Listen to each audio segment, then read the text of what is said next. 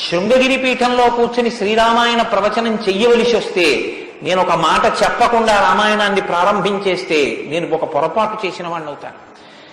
ఇన్ని పీఠాల్ని స్థాపించినటువంటి శంకర భగవత్పాదులు అవతార పరిసమాప్తి చేస్తూ ఒక మాట చెప్పారు. వేదో నిత్యమధీయతాం తదుదితం కర్మస్వనుష్ఠీయతాం.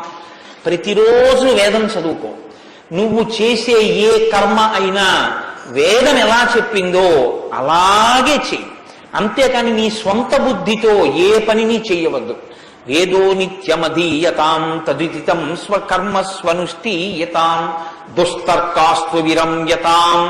ఈశ్వరుడు నోరిచ్చాడు కదా అని నీ చిత్తం వచ్చినట్టుగా వాదనలు చేయవద్దు.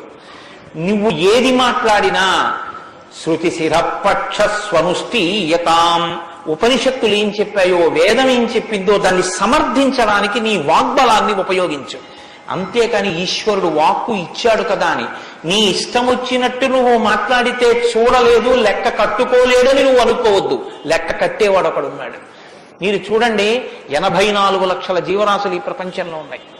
84 లక్షల జీవరాశుల్లో 83,99,999 జీవరాశులకు వాక్కు లేదు. ఒక్క నరజన్మకే వాక్కు ఉంది.